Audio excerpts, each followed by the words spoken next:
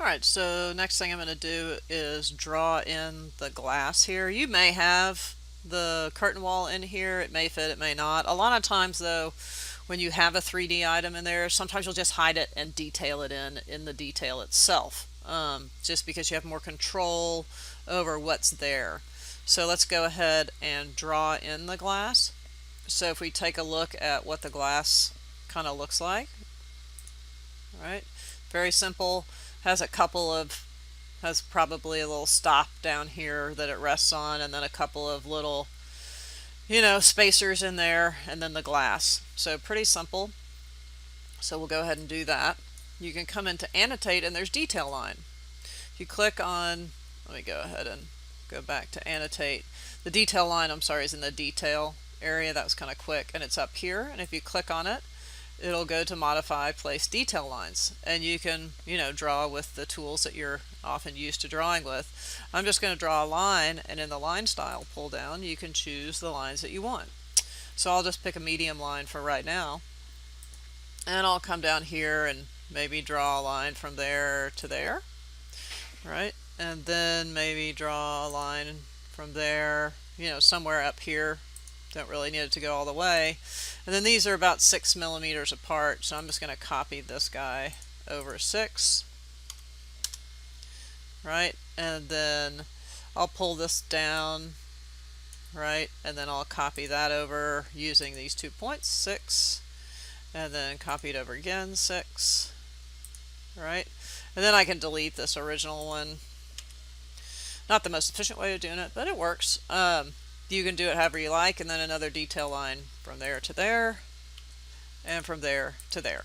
And we've kind of got that drawn in. Alright, so let's take a look and see what we've got. I'll kind of push this over here, bring this guy in, and let's go out a little bit, maybe a little more, so it's about the same size. So we've got that. We've got a sort of a vapor barrier line here that we'll put in. We could clear out this little area right here. We need these dashed lines in. So let's go ahead and put the dashed lines in here, and then we'll put a line in for this vapor barrier, and then maybe clear that out with the with a masking region, which we've done before. Okay, so I'll just pull this guy back over here. So let's do the dashed lines first. So this column actually goes all the way down, right? You can see it going all the way down. There's a couple of ways you could do the dash lines. You could just put them in with a detail line. So if I go to annotate and detail line, in the pull down, you're going to get, a hidden line, right? So if I go to hidden line, I could just come in and draw that line in, right? And it just draws that dash line in. You can also, I'm going to delete that. You can also come in and go to view and show hidden lines. So it will show hidden lines by element. So if I pick on show hidden lines, it will say pick the element to show hidden lines through. So I want to show hidden lines through the floor, and then pick the element to show through, right? And so if I left click on this there, it will now show the hidden lines through the floor, so you can see those lines being shown. So that works fairly well. Now if I move this, the lines will move with it. So if you can do that, I recommend it. Otherwise you can just use the detail lines, and those work as well. Okay, so we'll put a little masking region in here to sort of, let's move this guy over a little bit, to